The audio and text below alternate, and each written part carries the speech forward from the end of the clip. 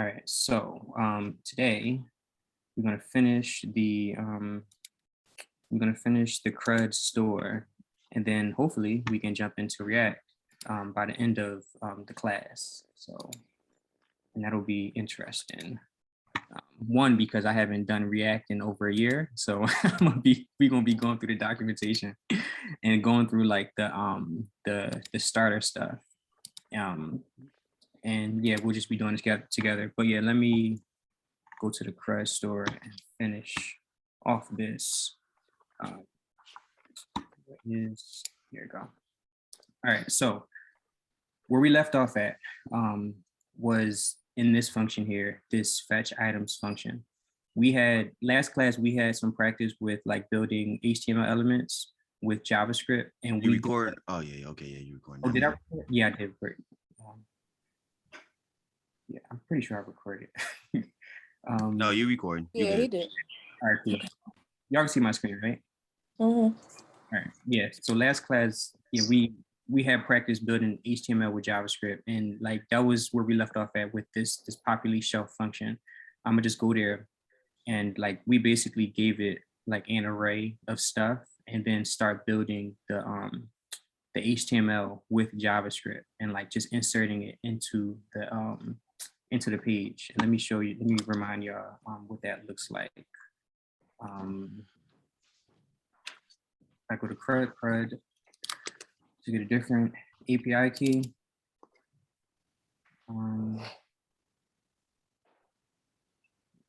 Store. Okay, I'm gonna put that in here. Just do a refresh.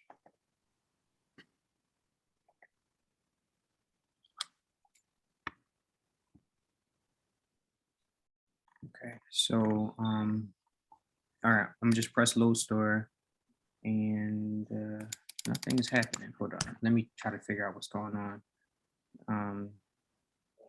Load has been blocked by cores. I think one of y'all had this issue before. Yeah, I ended up having that issue. It was because either the API didn't work because it was messed up, or it was because I put header instead of headers. All right. And well, there you go. Yeah. So this is expired. I'm just going to let me see if I can just do a hard reload. Let me see if that works. Hard reload. Okay, I'm just gonna open this up in a different browser because that's what you normally do when this happens. I'm surprised they didn't just give me another one. Safari. And you can do this from your phone also, because like it just tracks your device. I'm gonna do crud.com, get my new API key, and throw that in here. Okay. All right, so all right, load store. Basically, whenever we did where is it? Populate shelf was this is run as soon as we load the store, but since there's nothing in the database right now, it didn't populate this shelf here. And let me just add this, and this is what the populate shelf did. Just as a reminder, it basically took the information that came back from Crud and populated the shelf. And let me just open up the network tab so we can see all of that stuff. We'll press add here. Get rid of that. Just press play. Why is this stuck? Okay. It's like stuck in a weird loop. But anyway, let me do a refresh. Let me try that again. This time I'm going to turn off debugger just in case.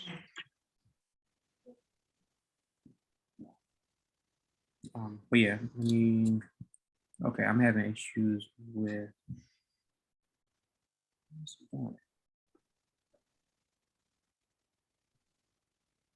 okay.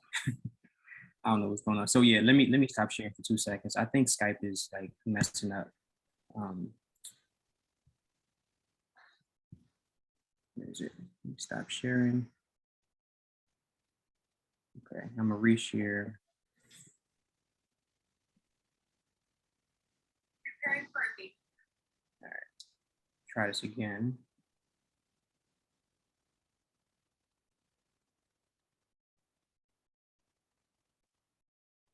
Store. Okay, I'm gonna go to the network tab. And we're gonna see everything happen. I'm gonna click on this. You put some chips for $2, and then basically it makes that request to add the chips first, and we'll go over this.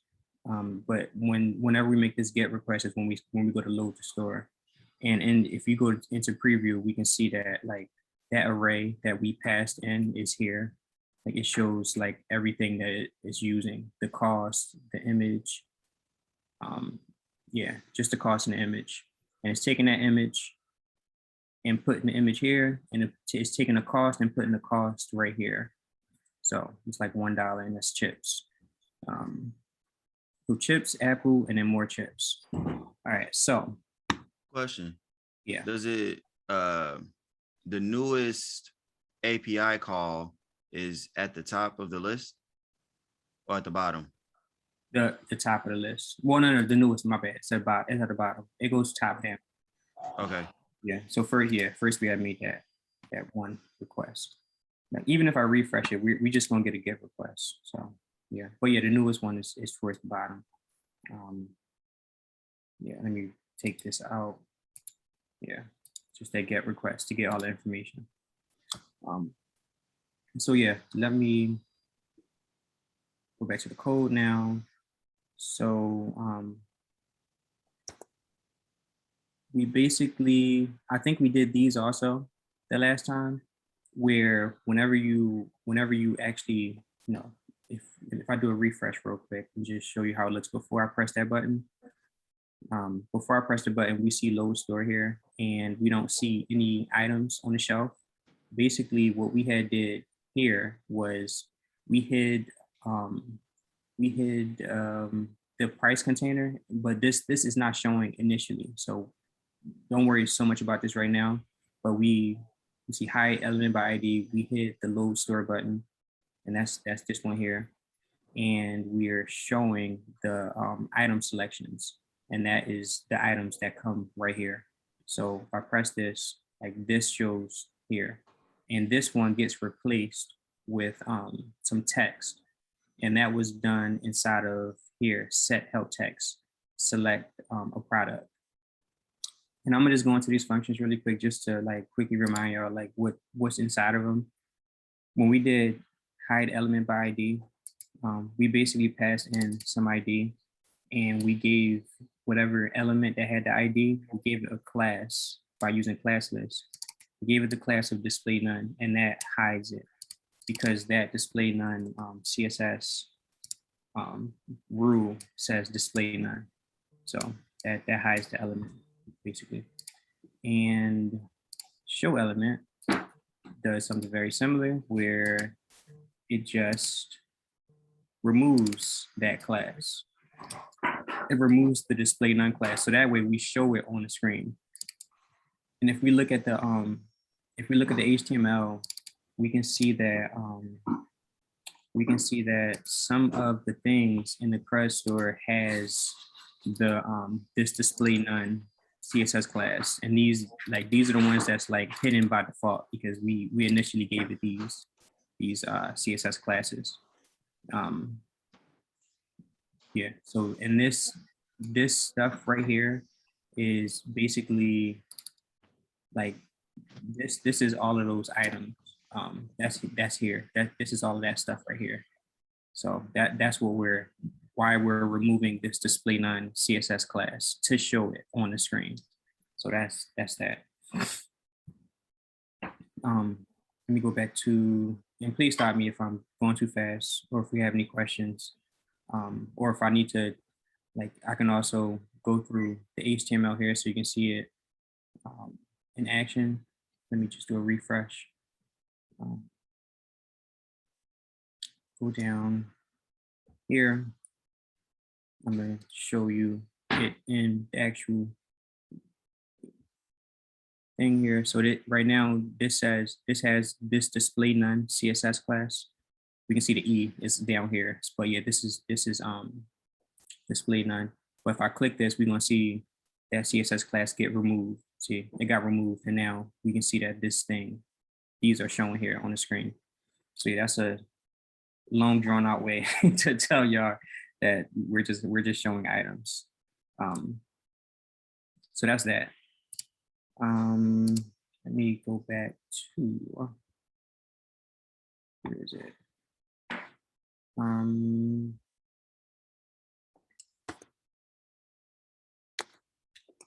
Here, okay. So whenever we hit fetch items, we populate the shelf, we hide the price container. Let me show you what price container is real quick. Press chips, this right here is this. So it says set price container right here.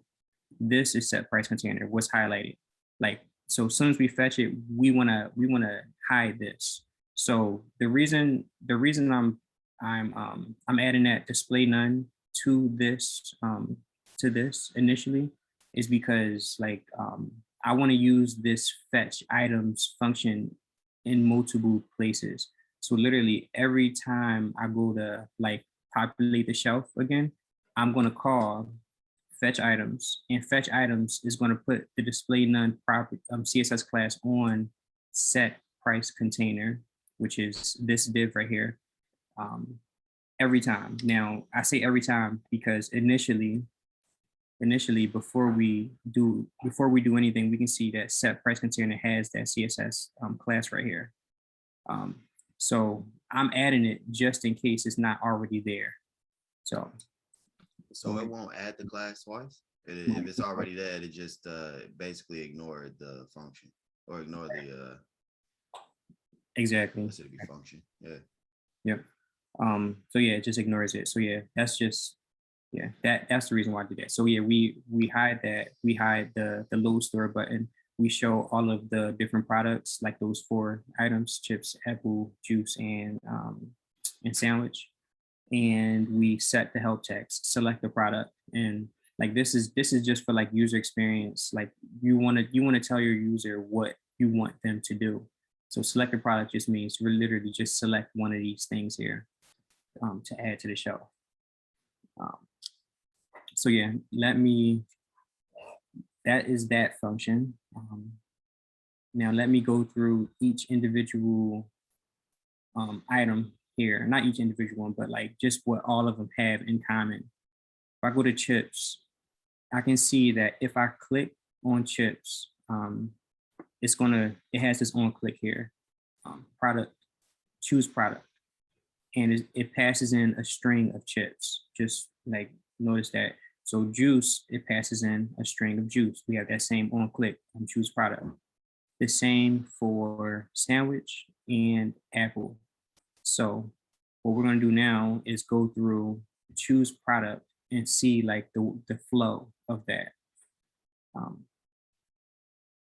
And as we're going through like all the code and stuff like that, don't feel like you have to like memorize what steps we did what. And the reason I say is because like there's literally multiple ways of doing the exact same thing. All I want y'all to do is to get like conceptually like what I'm doing. And conceptually what I'm doing here is like I want to be able to click this and something happen. So in order for me to click this and make something happen, we had to give it this on click CSS, this on click attribute in the CSS. So, but let me pull up. Let me go to the file really quick. I'm gonna just do a Command P. I'm gonna search for store.js because I want to start to debug this whenever I press one of those. I'm gonna put a debugger here. I'm gonna click this. I'm gonna click chips. As soon as I click chips, of course we stop in the debugger. We can see that we passed in chips. And first, we want to check to see if the shelf is full. because the restriction is that we can only have 4 things on the shelf. That's literally the amount of things that can fit here. So if this does equal 4, we're just going to set the help text over here to shelf is full, and that's going to tell the user, hey, you can't add more stuff to this. And notice, like, we even have a return here. So return literally exits. Anytime you hit a return, it exits the function. So we're going to return set help text shelf is full. If this equal 4, 4, but it doesn't. There's only 3 products right now on the shelf. So we're going to skip over that. Let me go to the next thing. And since it's not full, we're going to go ahead and we're going to like show the price container. So show price container, and I'm going to pass in chips because we remember chips was passing as a parameter. Now let's go into this function. We press this downward arrow right here to go into that function. We pass it chips here, and now we got to do some setup. First, we got to hide all of these things here, these chips and sandwich and stuff like that, because we want this to change basically. So first we're going to hide that. So that's hidden now. Then we want to set this help text again. This is just user experience. We're going to set it to set price of product. That changes to set price of product. Then we're going to show the price container, and that's going to show over here. So that showed here. And then we want to, let's see, item index of, I'm not even sure why I did this actually. What am I doing here?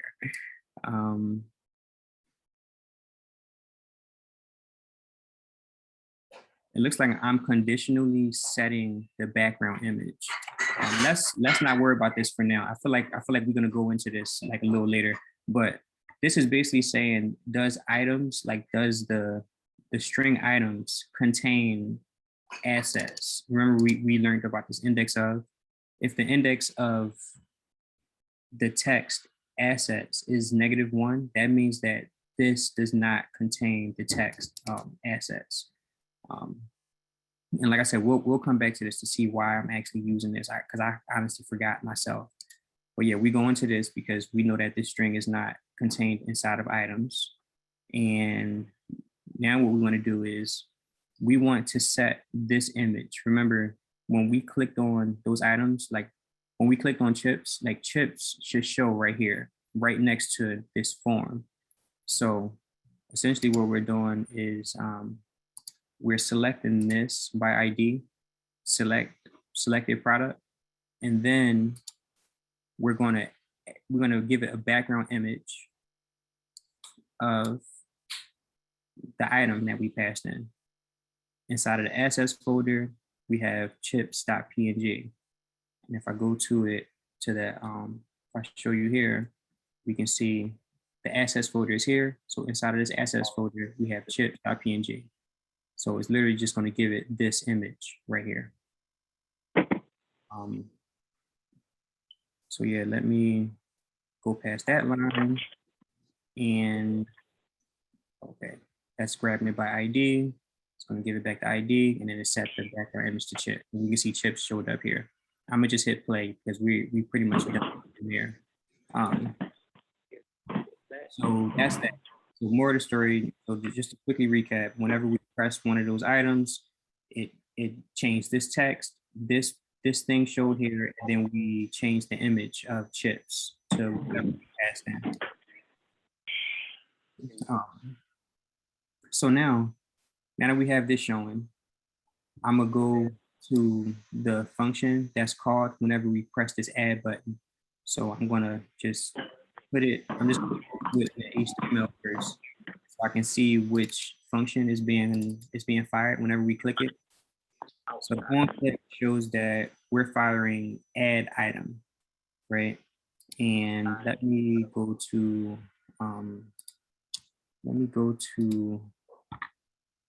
let's see, go to the source. I'm gonna go to add item. And I'm gonna put a debugger here so we can see everything that's gonna happen. I'm gonna just say I want the chips to be $5 now. I'm gonna press add, and automatically it stops here. So first we want to get the value. We want to get like the actual price, and we can see that we're doing selected price dot value. This input box has an ID of selected price. Okay, so we're getting the value from there, so we can get the price. We'll go next. The value is 5, so we know that the price is 5.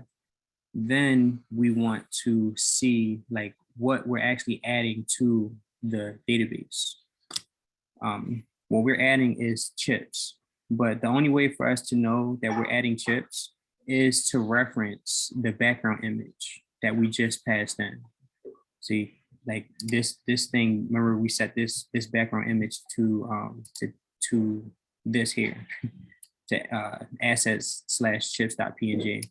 So we grab the background image, so we know that the price is 5 and the background image is chips. Next, what we're going to do is, let's see. Yeah, so next, what I had did here, and this looks a little odd. Remember when we learned about split? When we do split on a string, we split up the string into like different sections.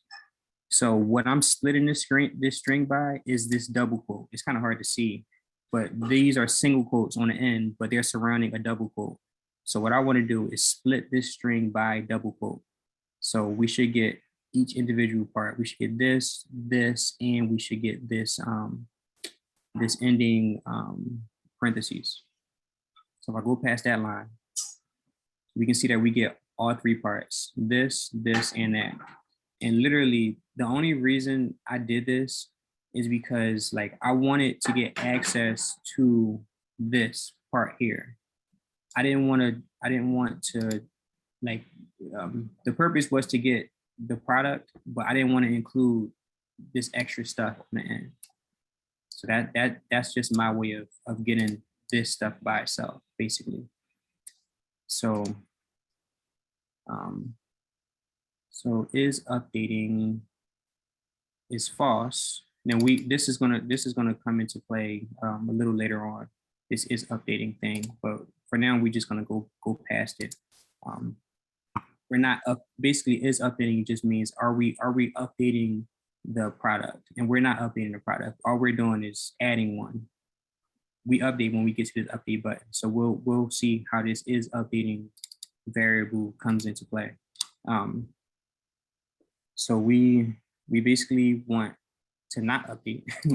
And when you just add, you use a post request.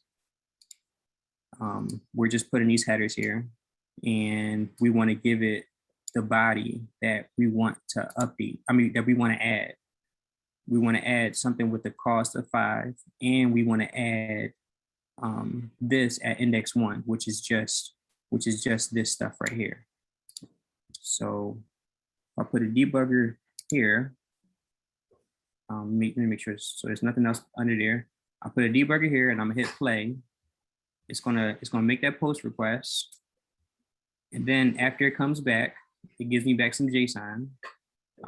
It gives me back basically some data here. We don't need to do anything with this data. All we need to do is load the store again. Like since we literally just since we just posted or added an item, now we want to go back to load store. I'm going to load store, and we're going to do the exact same thing over again. We get the API key to make sure the API key is not like empty, and we can see that it is actually here in this input box. So we're going to go into fetch items like we did before. This is that same function that we saw in the beginning. And this time it's going to be more significant when we get to set price container. Remember, we were hiding this just in case it was already there. So we fetch the items.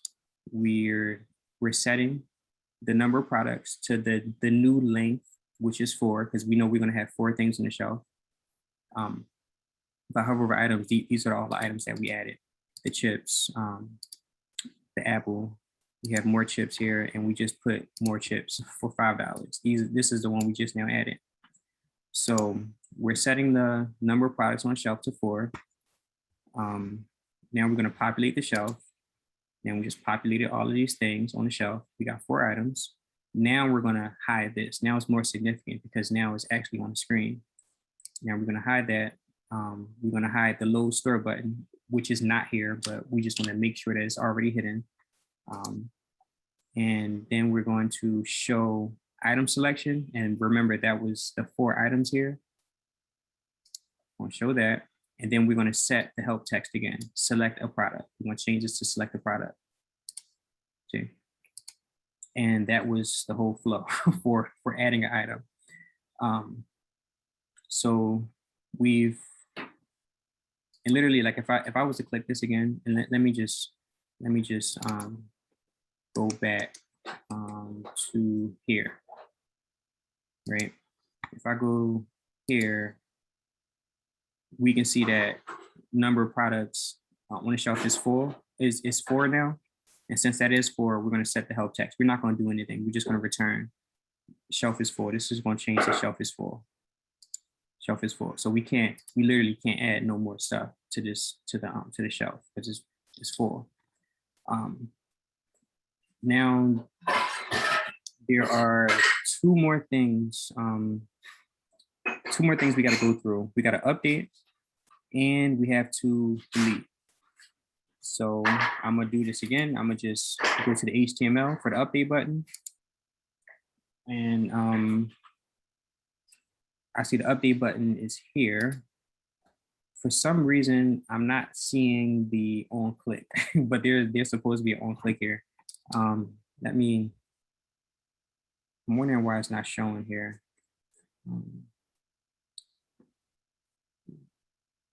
Let me quickly go to the,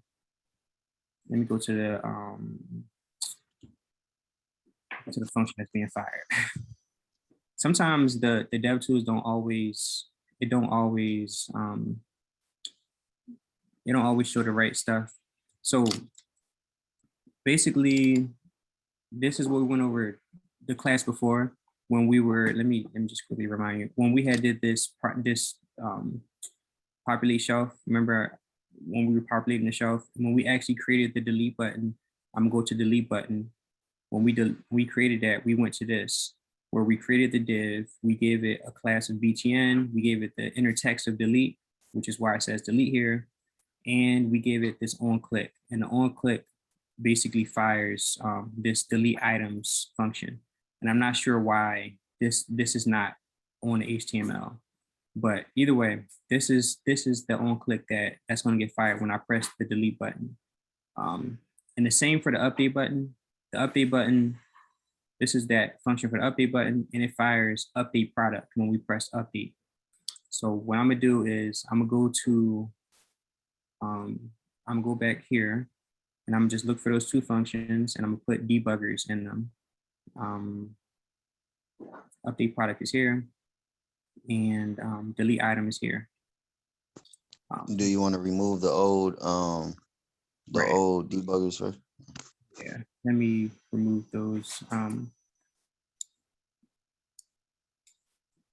to do like a little shortcut, but I'm just going to manually remove these. Remove that. Yeah, I think we're good now. All right, so I'm gonna start off with update just because. So I'm gonna press update here. We go into this function. So show price container. We're basically, we went through this function before. We're just reusing it and we're passing in the chips. That's literally going to show the price container over here, and it's going to give it that background image of chips. Oh, also notice, I forgot to mention, when we did the on click here, when we set up the update button, we passed in the whole product, and this whole product came from like the Crud. Basically, I literally just gave it all of the information that I needed whenever I wanted to fire this update product function. So if you're wondering where this parameter comes from, that's where it comes from. So since we passed the product in, the actual product that we want to update, we're gonna give it the image. We have the image in there, so we give this function the image, and we show the price container here with the image that's passed in. We also gave it the this text here. Actually, I think this text is pretty. I think this text stays here. I'm not sure. I'm not sure how this gets filled up. But I'll go through that later to see if I can figure that part out. But either way, we showed the price container, which is this. And remember when we went over this is updating parameter here. Now we're setting equal to true because we don't want, when we press this add button, we don't want to update. I mean, we don't want to add it another item to the database. We want to update this time. So we're setting this global variable to true. And we're going to go through where this is fired whenever we press this add button. Either way, now we're setting another global variable, the update ID, the item that we're going to update, and we're setting equal to the ID of the product. Because remember, we passed in product as a parameter here, and we have the ID available here. And I'm also going to pass in this updating object into a global variable, so we can use this later on as well. Some of this is a little redundant. I could have literally just passed it in. I could have just passed in product into this global variable and just used ID and yeah, I could have just used the ID on that instead of putting it into another variable. But yeah, you can refactor that on your own and do that if you want. So I'm gonna just press play. And change this to $3 actually. I'm gonna press add, and let me go back to the add function. When we press add this time, we get the value, which is 3.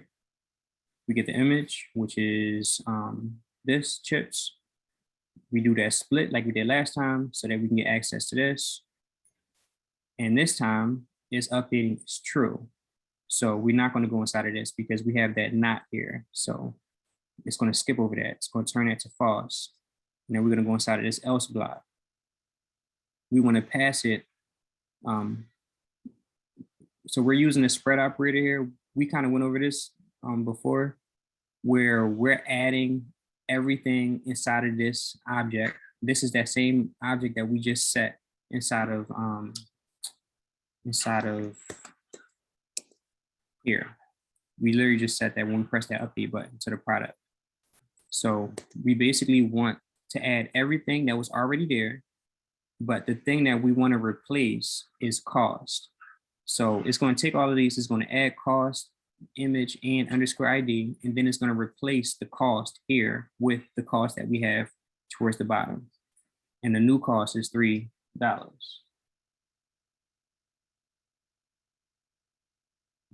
new cost is $3. And new cost is $3. And then we basically want to delete the ID. In this part, like I had got a question about this with like one of the students. They was asking me, like one of the online students, they was asking me like, why are we deleting this ID here? And the reason we want to delete the ID from the body is because whenever we make a put request to crud.com, it doesn't accept the update if the update includes the ID. So we want to delete the ID out from there. And we do that with this delete keyword. So now if I hover over body, we can see that the ID is not there. So now we're going to do this again, where we're going to do a put request. We're just going to give it some headers.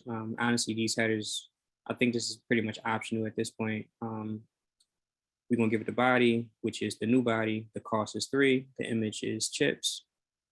And I'm going to press play. And we did the update. We don't see it here because we didn't populate the shelf yet. So I'm going to reset this back to false. So that goes back to the default value. And then we're going to go inside a load store again. and it's going to do the same thing over again. We'll check the API. Since we got something here, we're good. We go inside of fetch items. We go into fetch items, and then I'm gonna just hit play because we just want to populate the shelf again. So that's so basically, to recap, we pressed update. We set the update variable to true. We had changed the let me deactivate this. We had changed this to like something else. I'm just gonna put $10. We pressed add. After we pressed add, we made a put request to update. And after the put request came back successfully, we went back and updated the shelf. So I'm gonna press add, and we can see that the shelf was updated again with $10 for chips. Question. Yeah. When we run through delete, can we delete the $10 bag of chips? Because that's just too much for a bag of chips. We got to get that out of there. We can delete that. Yeah, let me so I'm gonna go to the delete. So I'm gonna delete this one, this $10 bag of chips. So when I press this delete button, we passed in the ID. And this ID came from when we first set up the delete button. When we put the on click there, we passed in the product ID into this delete items function. So anytime we press that button, that's going to show up as a parameter. So in Crud, all we got to do is pass in, we want to pass in the ID into the URL, and we want to make a delete request. I'm gonna go to this function really quick, get URL. That's here. So in here, every time, so before we weren't passing, like sometimes we were passing this ID, but not all of the time. So since we're passing this ID in here, we're adding that ID at the end of this string right here. So if I press next, since we passed this in, the default was an empty string, but since we passed it in, we're not going to put an empty string at the end of this. If I hit this button, we can see that the return value is here, and it includes the I can't even get that. Yeah, yeah, we can't even see it, but yeah, at the end of this, it includes the ID of the actual product. So I'm gonna go back here. We made that delete request. I'm gonna hit play. It successfully made the delete request. It's just gonna do a console log for us so that we know that it was deleted. This is completely optional. I'm just console log item deleted, and then we're gonna go back and then load the store again. Do the exact same thing. And inside of load store, remember we set number of products, and since the number of products is decreased now it's 3. We're gonna set this to 3 because the shelf is not full. I'm gonna just hit play, and we can see that it populated the shelf. So one thing to notice, like something to notice, like over and over, like we're reusing these functions for like multiple different reasons. Like I'm using fetch items literally every time I make a request to Crud. If I make an update, fetch items is going to be called. If I do a delete, fetch items is going to be called. If I add something, fetch items is going to be called every single time, because fetch items is what populates the shelf and gets us back to this like state, so to speak. Like the shelf is full. We see these 4 products, and we see that this says select a product. So we're just doing this big loop, basically reusing functions over and over. And another thing to draw from this is how we were deleting things. We were actually using a delete request to delete something, and we were using a post request to add something. The put request was to update it, and the get request. This is the get request. If we don't pass in a method, it automatically does the get request. So the get request basically gets everything. It receives everything. Literally, like all of this logic that we're going through when we're building this, all of that stuff is really completely up to your like imagination and how you want to develop it. but like the core things to know is how we were interacting with Crud to get it to update, to add, and to delete. So any questions on any of this? I have a question. Once I can get my dang on button right. So with the fetch function, Yeah. it's could I set all of that up outside of the function and then run? Yeah, could I set everything up outside the function? So could I hide element by ID, populate shelf, and do all of that outside of the function? Or is it easier to do it inside of the function? And then I guess what would be the benefit if I was to set it up outside of the function? You mean Maybe like, a lot of questions. So yeah, I think I understand. So you're saying like if we was to put this like somewhere else, like maybe do like a let's see, um set up screen or something. Like maybe like put it into another function or something like this, or like or what? Like what do you mean like by outside of it? yeah, so for example, everything that's under data that's under line 160. So from 161 all the way down to 160. Well, okay, all right, we switching up. Here. There we go. Yeah. So could we set all of that up outside of the GET request? So so you mean like put this stuff like out here outside of the Yeah, or GET? just outside of the function completely. And then so basically set up a function that does all of those things and then use that function inside of the GET request. Mm-hmm. Right. Yeah, you can do that. And that's fine too, honestly. Now let's see. Can we continue? That's a keyword. Yeah, you can do that. I see what you mean. Let me just I'm not even sure what to name this. Let me see all of this stuff. Let me see, hide, show. Let's see, I'm just gonna say fill shelf or something. Fill shelf or prep, prepare shelf. So yeah, you can do this too, honestly. And that's fine. Like now, as far as like benefit, this I mean, I feel like this may be a little better actually to just put a function here and just make, do all of that stuff in here. I feel like this is better only because it makes this function smaller, and it kind of like separates out like this stuff here. Now, if we did this though, we would have to pass in items also as a parameter because we use items in there. So we got to pass in. Other than that, yeah, it works exactly the same. But yeah, I like this better, to be honest. It's much better because I read So that they fetch items, fetch, and then prepare shelf. Done. Okay, cool. so then now my next question is, I'm still not understanding the data.json. So the difference between items and data, because I think at one point in time when we first let me get my thoughts together.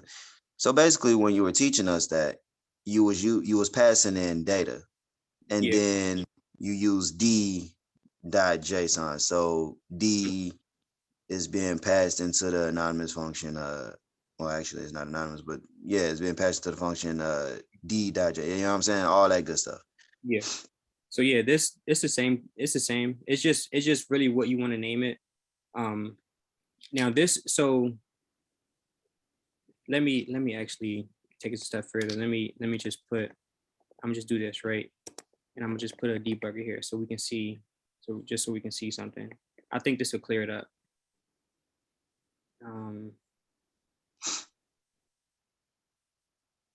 Okay. All right. So so this basically passes a parameter, right? it passes only one parameter, and that's why. So that basically what the parameter that comes back here is going to be this, regardless of whatever this says. Now, sometimes it gives us back more than one parameter. It'll give us back like something here or something here. And literally like the names of them don't matter. Like all that, the only thing that matters is what position they're currently in. And since this is in the first position, it's going to fill up the first position's parameter or variable with this information. So what is that data? What is that? So this is basically a it's called a readable stream. So this is the data that Crud is giving us back. Like it's giving us this data back, but in a different, like it's giving us back this data in chunks. Like it's saying, okay, let me chop up the JSON. Now, to be honest, like we don't have much data in there, so we may even get it back all together. But when you start working like for a job, like they'll send you back like thousands of lines of like JSON, and like getting it in chunks of like 100 or like 200 or however the server is set up to give us back the data. It helps to alleviate like I would say like congestion with, and this gets into like networking. So basically like when they send back information from the server, right? It's just think of it as like sending water through like through a pipe, right? Like you have a lot of water and you have to get all of this water through the pipe. You can't send it all through the pipe at the same time because the pipe only has like a certain volume. You can only put so much water in there. So the water from this big like reservoir flows through the pipe little by little. And that's the equivalent of what we're doing here. We're flowing data through like a tunnel, and that tunnel it only has a limited amount of space. So it's going to give you back the data little by little until all of it is on the other side, and the other side being like where we get it back here, basically. I don't know if that made sense. Or Now, once you use the sewer metaphor, oh yeah, you're speaking my language now. Yeah. So is essentially that, is that the purpose of a promise? Is basically like the sewer pipe or the tunnel? Right. Exactly. That's exactly what it is. Like is that plus, I mean, that, and we don't know when they're going to send like the water, like, to keep with the analogy. It's like, okay, we expect all this water to come, but like, we don't know when they're going to give it to us. Like they may give it to us now, they may give it to us like tomorrow or next week. The promise waits for that water to come. Like it's going to wait for the data to be sent. And then whenever it's sent, it's going to say, okay, you gave it to me. I'm going to use it now. So, so yeah, it's called a promise because it's like, okay, I promise to, I promise to wait here until I get back something. Now I'm gonna either get back some data or I'm gonna get back an error. I'm gonna get back one or the other, but I'm gonna wait until I get back one or the other. So then how do we know when we need to use promises or when we could just get the data straight? Or does that come with experience?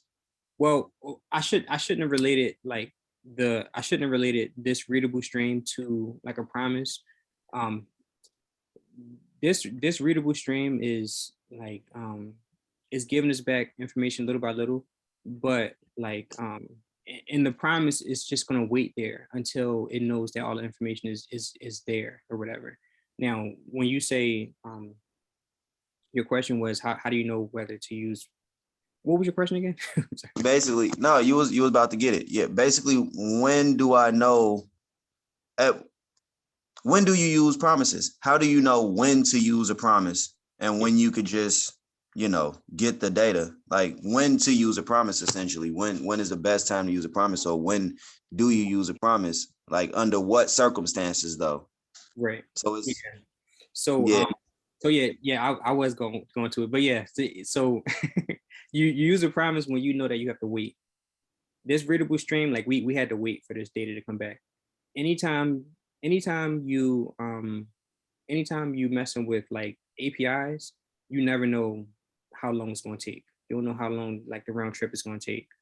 Um, so essentially, like I think the best way to the easiest way to think about this is like we didn't necessarily have to know that this was even a promise, to be honest. Like fetch, like we could have not known that this was a promise and still used it the correct way, thereby like using a promise. But like because if you go to the fetch documentation, it tells you to use this dot then, and that tells you literally everything you use fetch with is going to be a promise. Like everything you use fetch with. Um, you don't explicitly make your own promises. You can do that, but you don't explicitly make your own promises unless it's like a some edge case. Like I've done it one time before, like out of my whole like development career, literally just one time. I made a promise before, and but most of the time it's given to you, and you just use dot then and dot catch, and from there you know it's a promise because only promises can use dot then and dot catch. Um, so you don't think about when to use it. Just know that you're going to use it eventually, and just recognize what it is when you use it.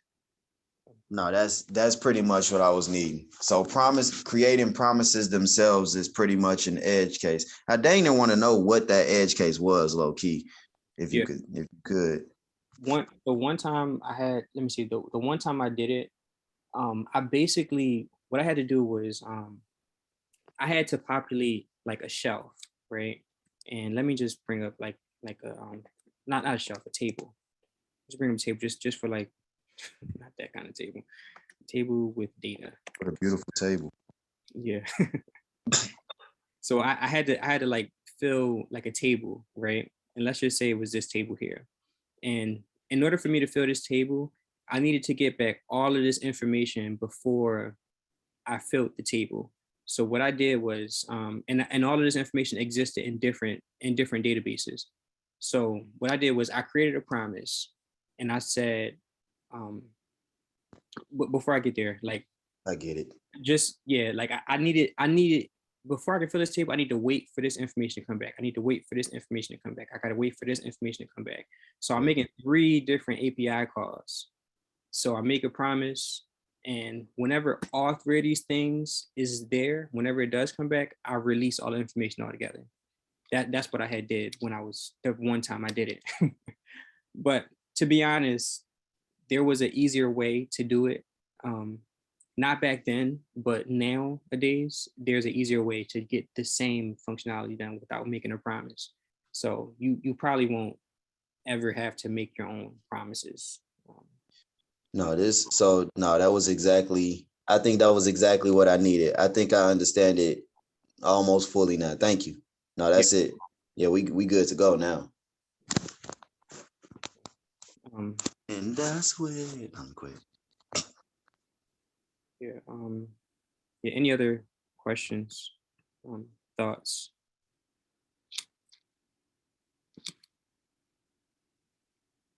Okay. All right. So yeah, we haven't taken a break in a long time. I think about it. So yeah, it is 11:18. We'll come back at 11:30, and when we come back, we'll start React actually. So um, yeah, we may not get far, but like we're gonna start to go through the documentation for React and like try to understand what it is, and maybe even do our own React app, like small app. Um, so yeah, I'll see everybody at 11:30. Let's go.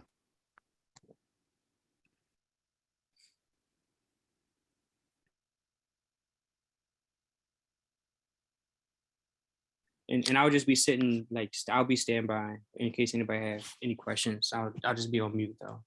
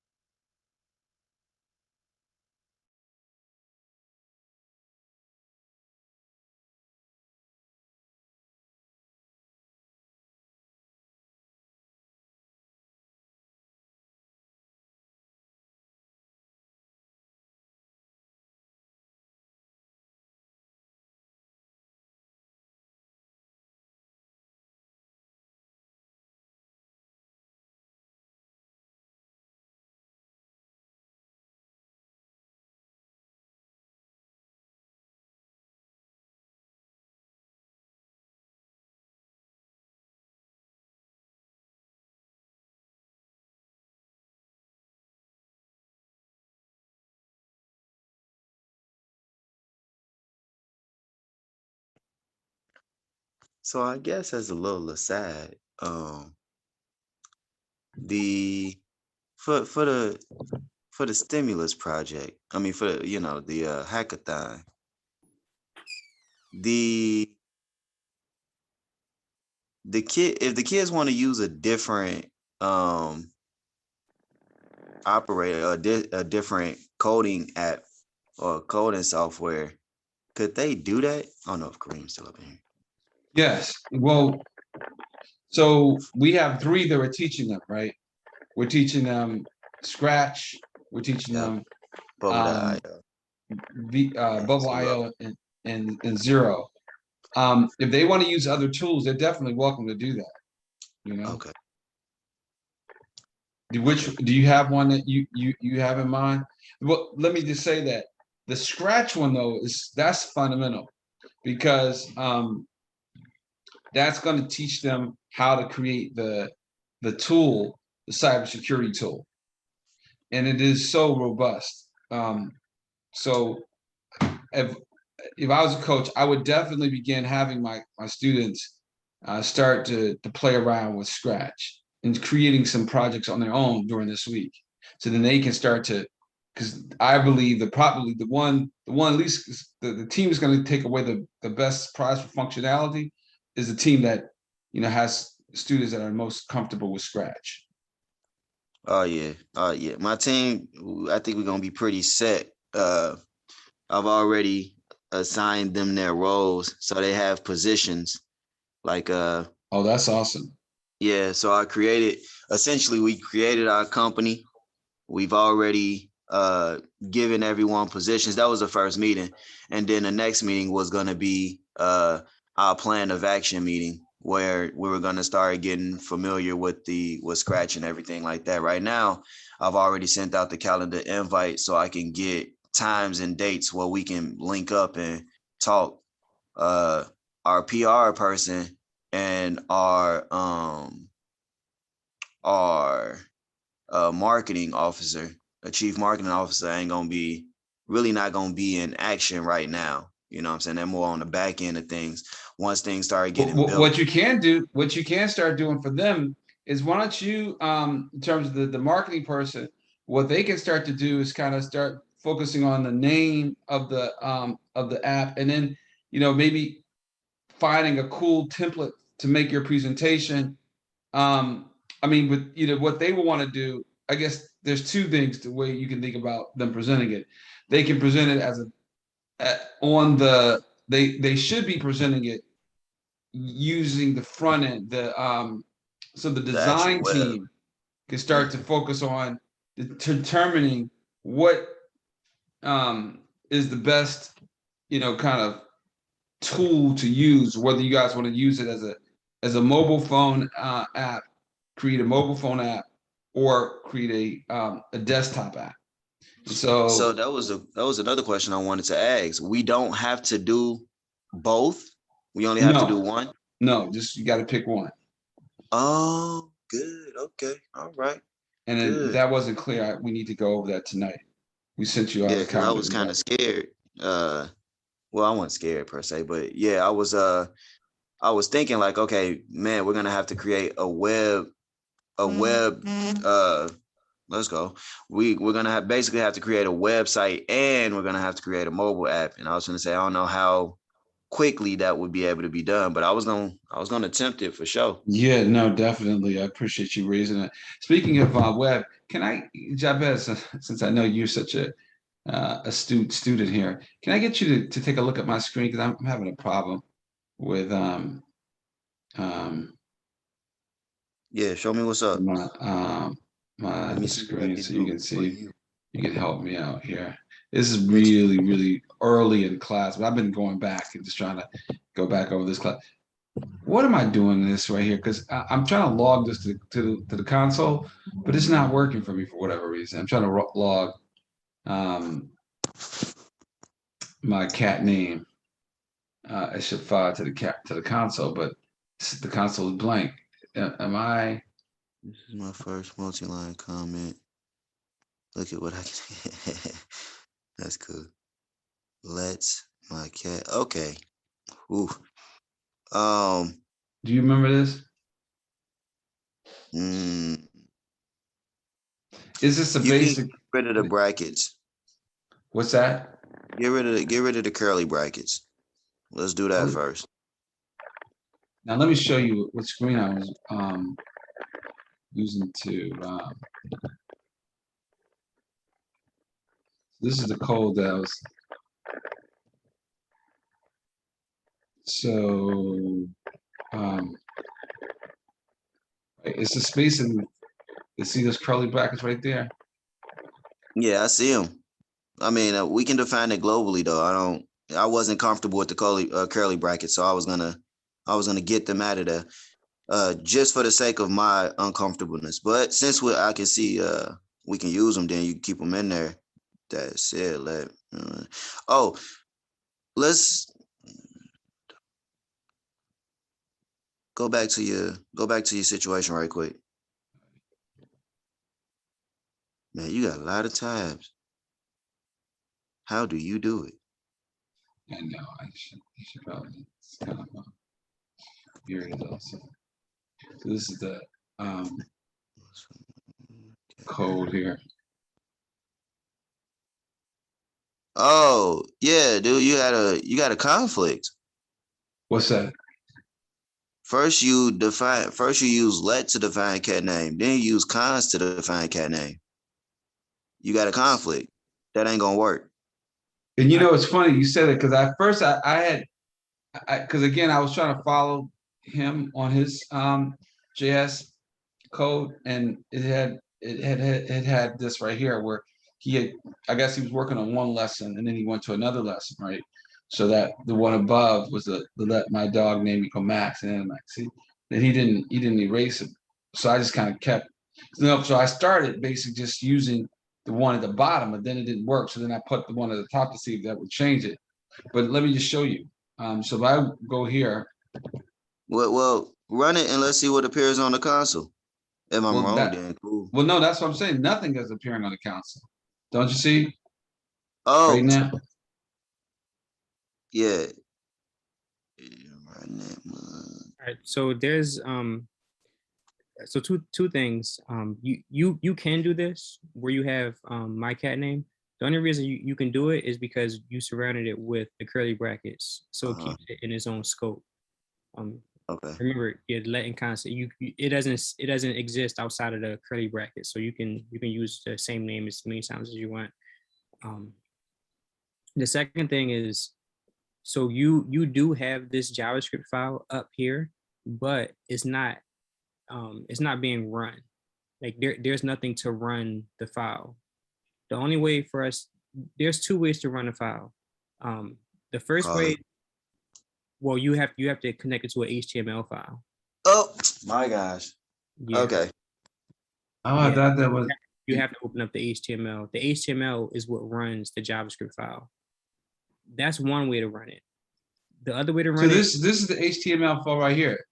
That's the JavaScript file. We can see all the way at you can see inside of the in the browser, all the way at the end it says app.js. So we know that we're inside of the JavaScript file, which is why we see the JavaScript here. Oh, but don't you see it says index.html? Where is it? Do you see it on the screen now? No. I mean, enhance it. We only see your browser. Yeah, we see the browser. Not sharing anything else. Oh, okay. New share. My bad. Okay. So this is the HTML right file. So what you want to do? Go to Jay. You got this one, or I don't know. If you know what to do, Jay, or. All right, hold on. Or anybody can. Script JS app.js link. Well, you don't have to link the CSS file in the body tag for sure, so you can erase that. What down from 11 to line 13 can go bye. Yeah, that should be good. You can put that in the head tag actually. He already got it up there on line 8. there's something wrong with the href there. Oh, no, I see you. Yeah, I see you. So replace line 8 with line 13. So cut line 8 and then paste it over line, I'm sorry, cut line 13, paste it over line 8. Right. Then you got a script tag. That's cool. Yeah, but go back to the browser real quick. Make sure to save it. Okay. Save your HTML. Right. Cool.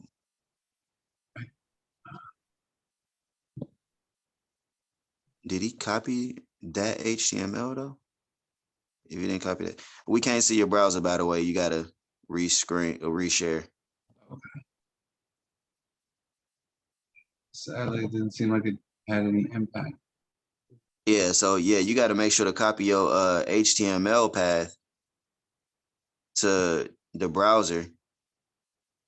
So you'll go back the HTML path. I was supposed to be copying the HTML path to the browser, not the JavaScript path. Yeah. That might be exactly what the deal is, because I was like trying to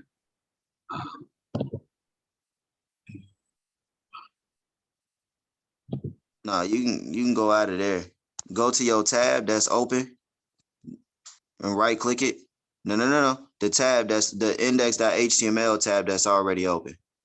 Okay. The actual tab, like underneath help, underneath the word help, index.html. Click the actual tab with the X next to it. Don't click the X, but click inside of it. Right click it. Okay. And then copy path. Copy path. Great. And then paste that into your browser and it should work. That trick that you just showed me, man, I took so much time just trying to figure out how to do that. Oh wow, there you go, brother. There you go. So it was the H. You know, something I was thinking. I was like, "This is the H." I was wondering, was I copying the right path? So just from a construct standpoint, you're all what you're in terms of the logging, in terms of the looking at it on the browser. You're never going to look at a JS file on the browser, right? Because the JS file is really a tool that the HTML file is using. Is that correct? Mm-hmm. Right. That's what I think so. Yeah, that's correct. And another thing, I apologize. That just shows you that I'm so far. It's good. You kind of like open up something here. So everybody, like, don't ever think of the browser as a place where it just sends you to the internet. You can open up anything in a browser. You can open up pictures in a browser if you want. Like, it's literally just a place for you to open up a file on your computer. That's all it is. And whenever you go to the internet sends you a file back and opens it up on your computer.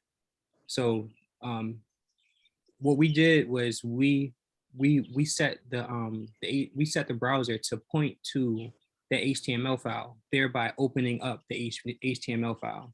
So that's how you should look at it. That's all a browser is. It just opens up files. So. Oh shoot! Interesting.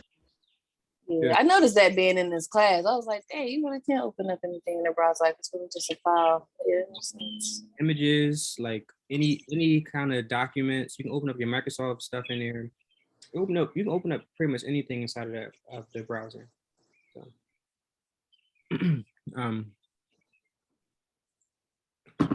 so it's 1:30 something. So we're gonna quickly. Oh, before I forget, Kiana, I saw that you had mentioned in the chat. I don't know if you're near your computer.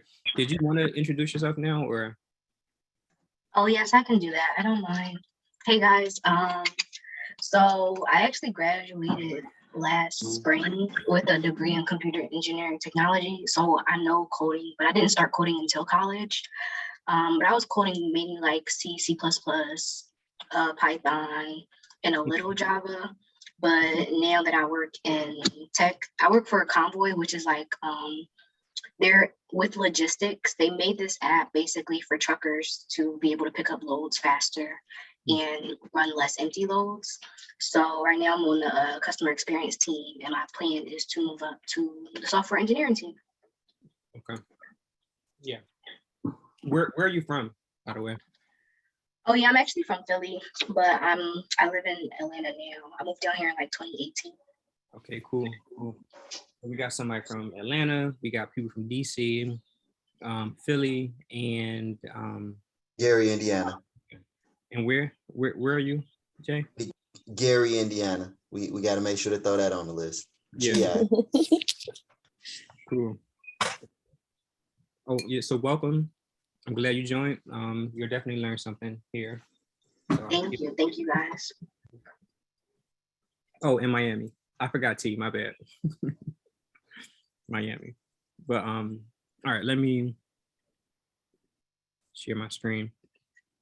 So we're gonna go through React, like just a little. Probably honestly, we're probably just gonna get to like the setup. I have I really didn't. I'm not trying to learn Python. Like I said, my coworkers are in like cybersecurity courses, and I just wanted to know what it was. Yeah. So Python is literally just another programming. I'm sorry, I'm eating. It's just another programming language. It's mostly for the back end. You know how we do these GET requests and these like put requests and post requests, like all these API calls. These API calls, it basically communicates with more code that's online.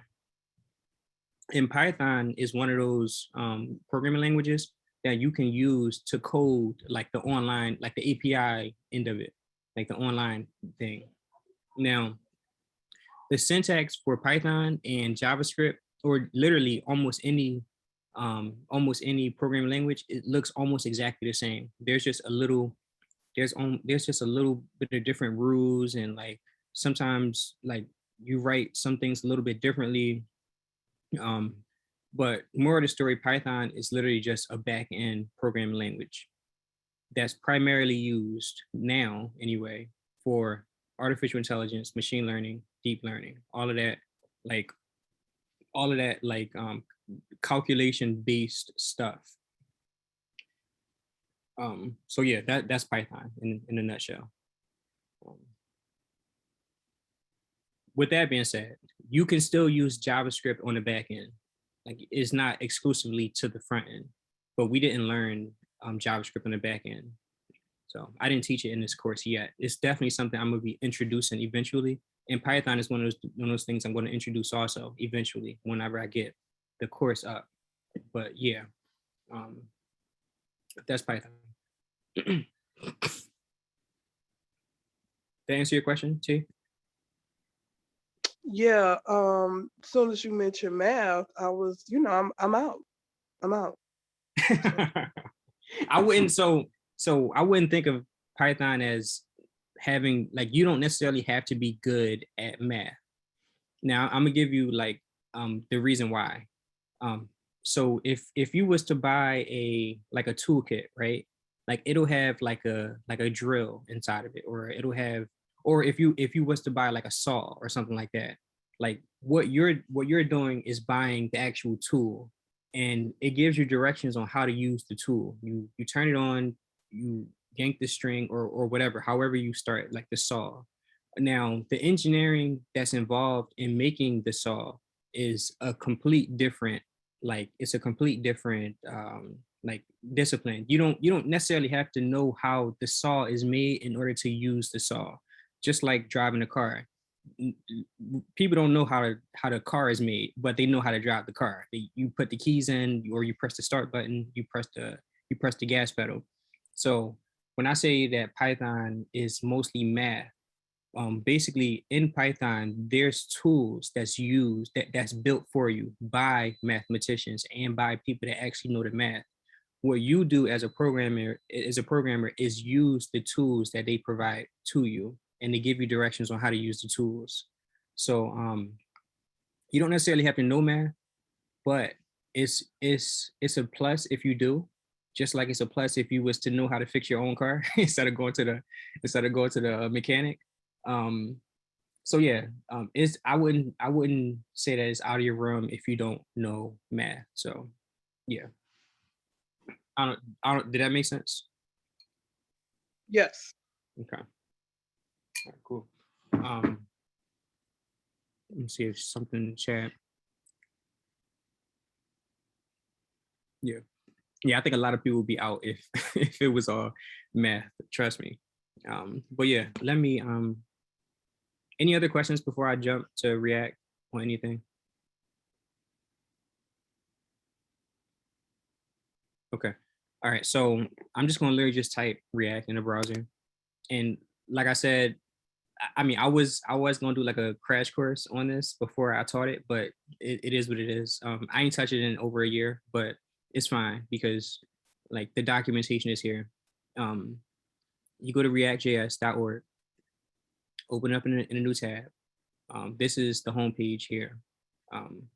Basically, if you go through this and start to read some of this stuff, it goes through step by step telling you like what React is used for, basically. And to give you a quick overview of what they probably going to say, React is a JavaScript framework where where it's used to build templates. Not only is it used to build templates, it's also used because it's really fast. And the reason that it's fast is because whenever you go to a different page, you know how we got like this navigation bar right here? If I click on like tutorial, we can see that this navigation bar stayed exactly the same. If I click on blog, if I click on docs, this navigation bar is exactly the same. So what React does for you is it only refreshes whatever it needs to refresh. This navigation bar is never going to be refreshed because we know that we have to render this on the screen. The older way of doing it would be to click this, it'll read the HTML, it'll render the HTML, then it'll put the CSS, then it'll put all the JavaScript, depending on like the order in which you included it inside of the HTML file, like the script tag or like the link tags or whatever.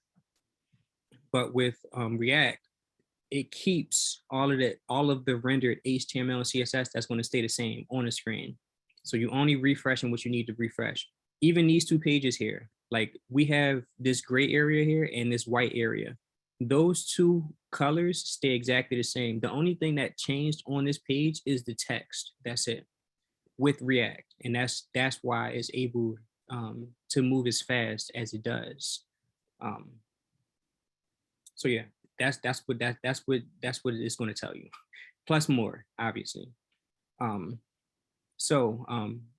order to use React, we need to download something on our computer. So y'all can download it now or later, but I'm basically going to docs, then I'm gonna go to create a new React app here.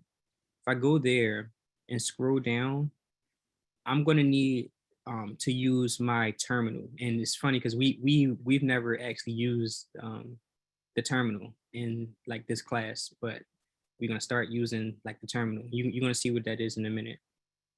And in the terminal, you need something called Node.js.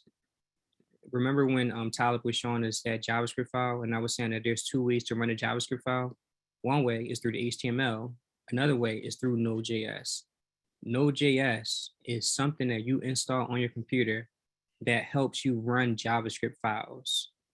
Not only does it run JavaScript files, this is JavaScript on the back end. It's funny because how all this stuff tie in. Remember I was saying Python is on the back end and JavaScript, you can also have it on the back end. Node.js is JavaScript on the back end. So you need to install this on your computer so that your computer has access to all of to this program, basically, essentially. So I'm gonna just click this. I know my computer already has it, but I'm not sure if I have this version of it. So I'm just gonna go and install it. Maybe I have a different version. I'm not sure. Let's see. Downloads. Obviously, Windows is going to be a little bit different. This is just the Mac installation. Continue, agree, blah, blah, blah, install.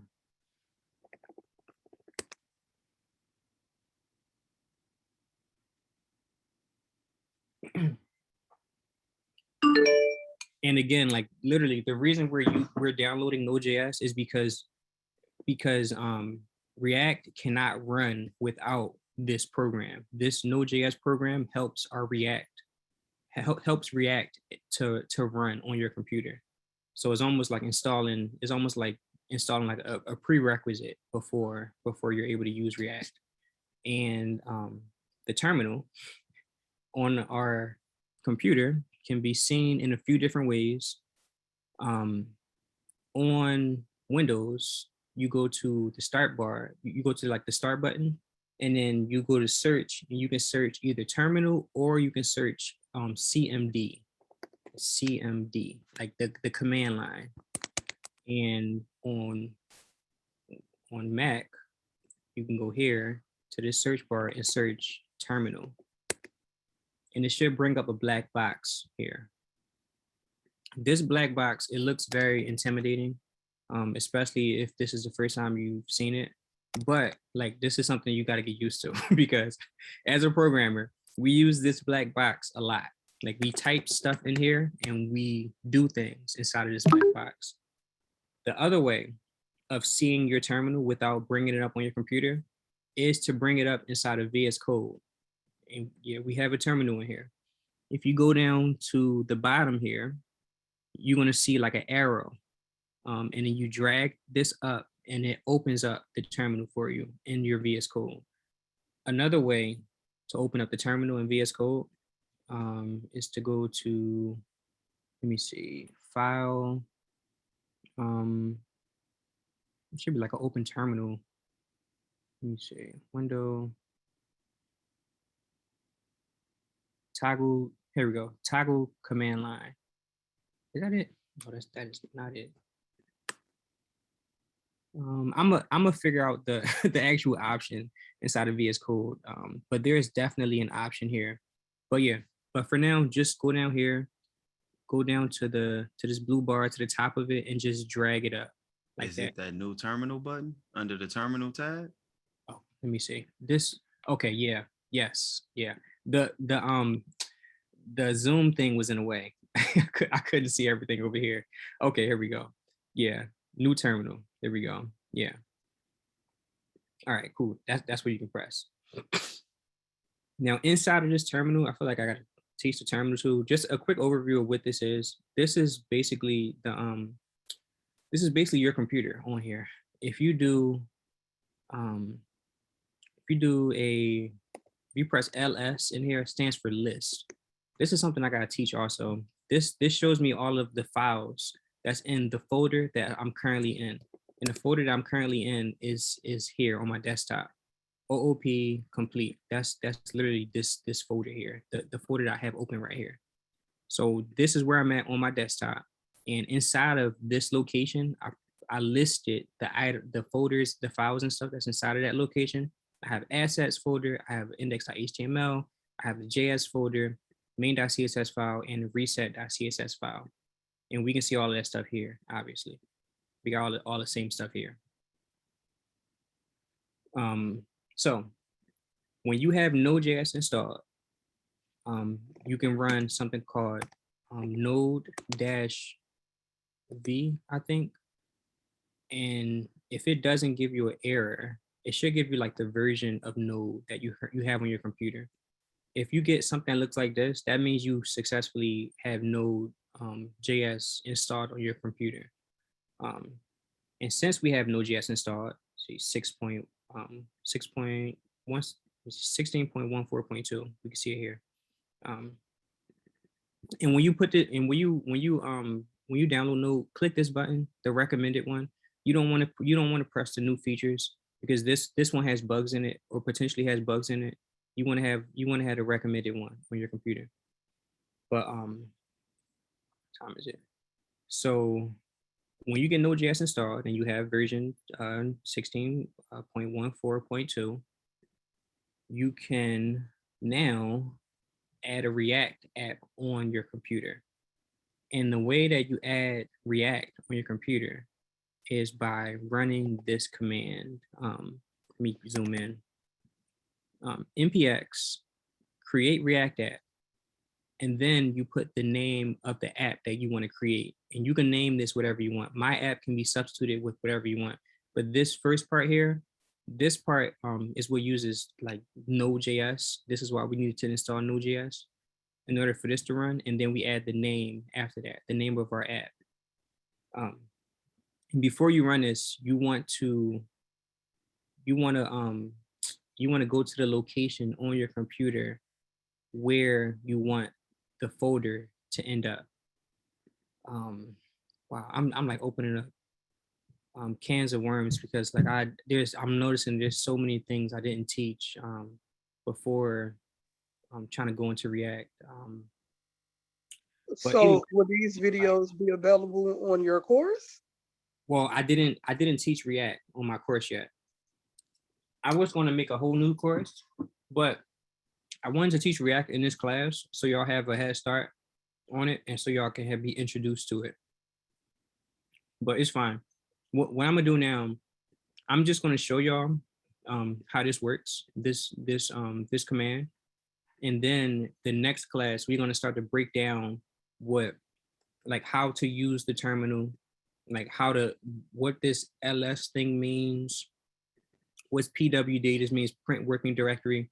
We're gonna get used to so I'm gonna show you React at a high level, or like just to show you what it is. Then next class we're gonna learn about these commands that we use in the terminal.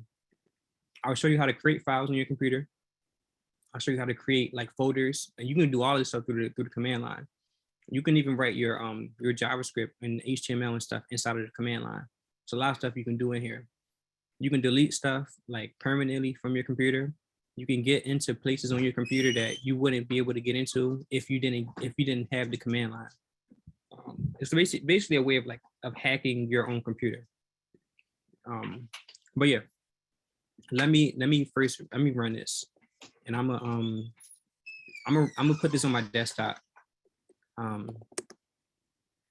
Like I said, I'm gonna show you all these commands like in the next class. It's gonna be too much to show y'all like all in one go. So I'm gonna paste that here, and I'm gonna just name this my first React app. Right. So on my desktop, that's the folder I'm currently in. It's going to create this folder, my first React app. I'm gonna press enter, and I'll go to my desktop. It's going to start to create that. It's going to take some time to create. So do you need to install the following package? Create React app. Need to install the following package. Okay, I'm gonna press yes. I need to install that also. So it goes and installs it for me. You see all this loading and stuff like that. That stuff is done through hold on. Cannot create project name this because the npm naming restrictions. Okay, so you can't use I think the capital letters you can't use. Name can no longer, yeah, you can't use capital. So I'm gonna just do this. But yeah, like I was saying, like that loading and stuff like that, that's your computer going to the internet and downloading something from the internet through your terminal. So anytime you see any loading, that's basically what that is. So I'm gonna do this, my first React app. Let's see if this works. So, yep, just downloading stuff from the internet and putting it on your computer.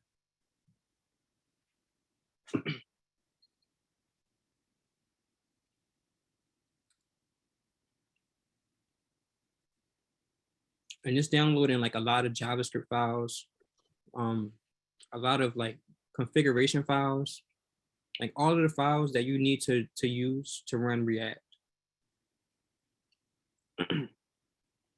And there's like thousands of lines of code that is downloading too. So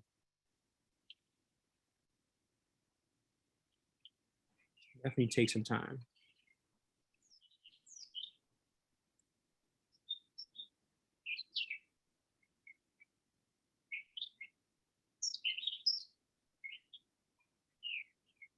I see a whole lot of fetching and refi. Right. All those get requests, you see fetch, get, yeah. 200 is status code. That means it comes back as okay. All of this stuff starts to come full circle, like all of these small little concepts, and we can even see the URL that's reaching out to. to get the information off the internet?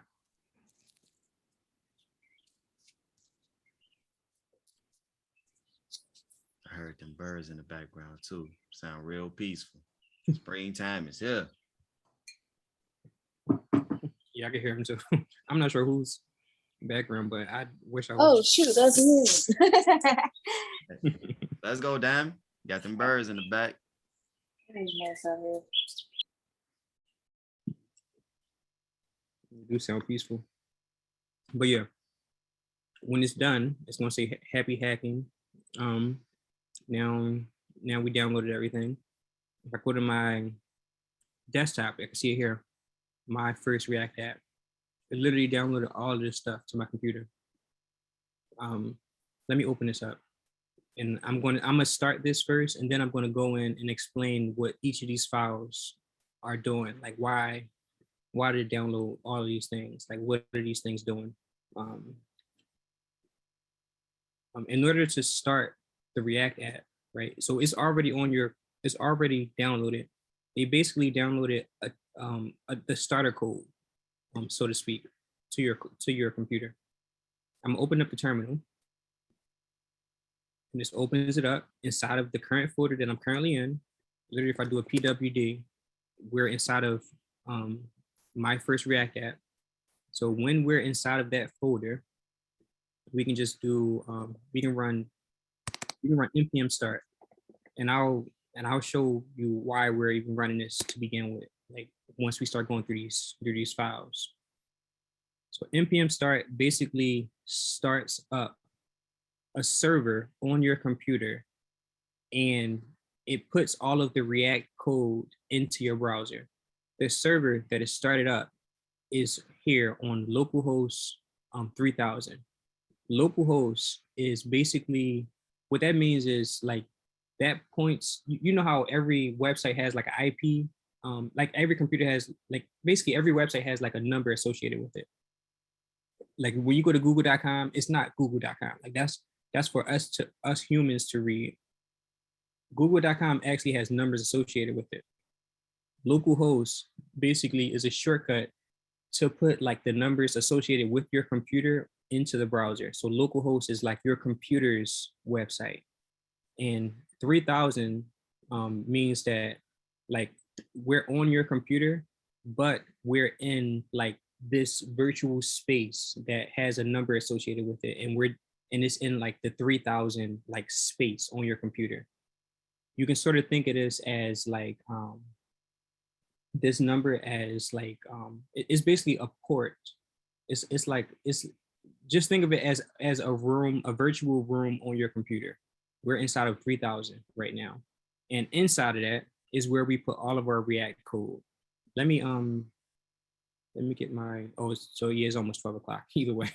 So my computer is dying, but it's fine. But yeah, this is the React code, and let me quickly show y'all where all that stuff is. But let me get my charger. One moment.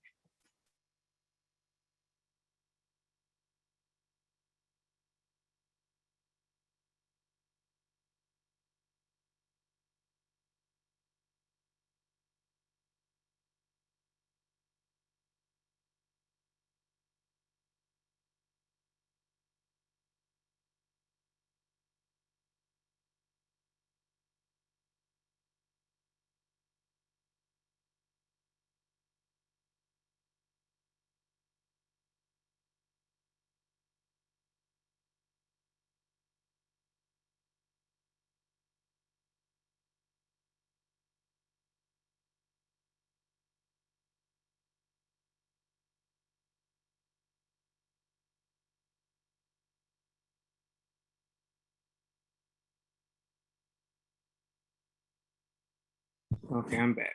I was gonna ask. Now I wonder if this can be shared with other people. It can. Share the code. If you expose your computer like to the internet, other people can like log into your computer through their computer. But your computer is nothing but a server. As long as you have internet connection, they can go to your computer. That's how hackers get on your computer. So I just want to say that sounds scary to me. As soon as you said it, it sounded real scary to me. Yeah. So I was gonna say, okay, so this says like some stuff here, and we got like an image right here. This image is literally just an image that's going in circles.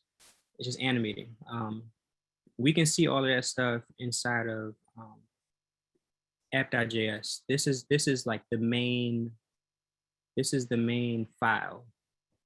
There's a lot of stuff here that we haven't gone over, obviously, but what I want y'all to focus on is just the HTML part for now.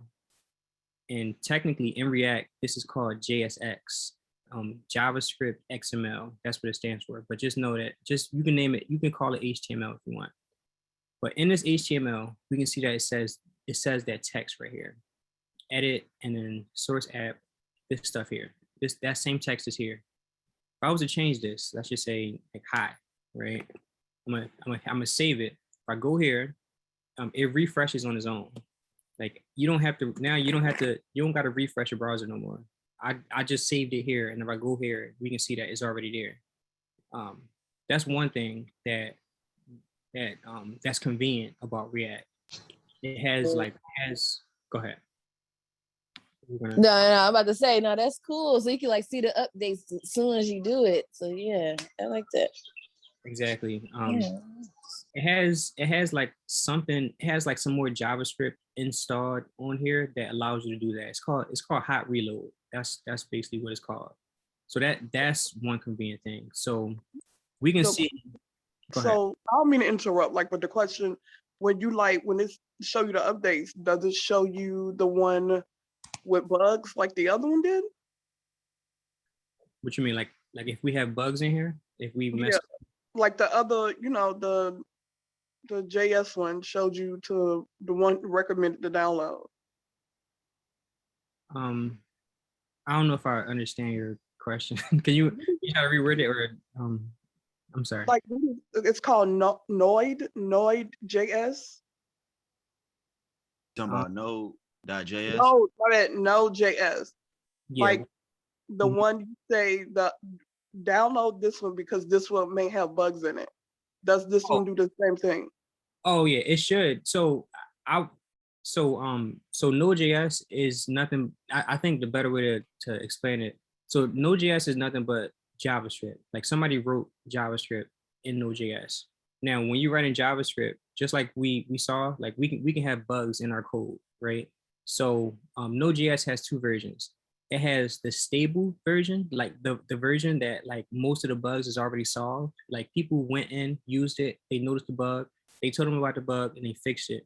And there's a more updated, there's like a future version, or like the version that has bugs in it. Like it has more features.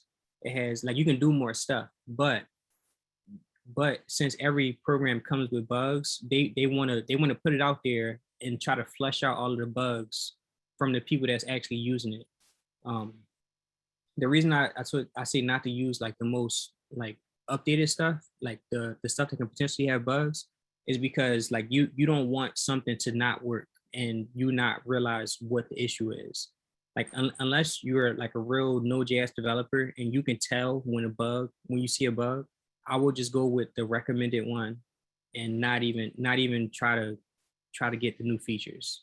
You want to work with what's fixed and not like what can be potentially broken. But to answer your question, it should do this exact same thing. It should, but I wouldn't test that out. So yeah, I just wouldn't use it. But it should do the same thing. But yeah, so all of we can start to see like with it's already 12. Just to quickly wrap up, with like React.js, we're putting the HTML inside of the JavaScript folder. You can see that it says .js. If we go to the HTML file, this is the HTML file inside of this public folder. We can see that literally the only thing that's inside of the body tag is one div and this other div that says basically, so if this one This one shows up if there's something wrong with the app. But if not, then we only showing one div. So React essentially dumps all of this code inside of this div. So even if we open up the dev tools, we can see that the top level div is root, is this with the ID of root, the div with the ID root. We can see it here. So everything is inside of here. And this only shows if the React, if this don't work. So the NoScript tag hides the text. This funny thing is I'm not even sure what this NoScript tag even does. I think I'm not even sure, to be honest, but I know this shows up if this one doesn't work. If there's something wrong with this one shows up. You need to enable JavaScript to run this app. But I mean, virtually this will never show. So yeah. But yeah, we can see all of the HTML is inside of here. The root, this root div. And we can see that the top level one has a class of app. And we go to here, we can see that that's this right here. There's so much stuff to like go through, but I'm gonna just kind of like leave it at this. We have HTML inside of JavaScript, and we're able to run a server on our computer that shows all of the HTML. And we can see that that's an image that's literally just spinning. But yeah. Next class, we will learn about the terminal, because I don't want to necessarily skip over that, because that's like really important. We're gonna learn about these commands in the terminal. Those commands I was using here, like cd, pwd. We'll even learn about like make dir. This is how you make a folder. Like this is how you remove like a folder. You can even like really mess somebody's computer up, like really bad.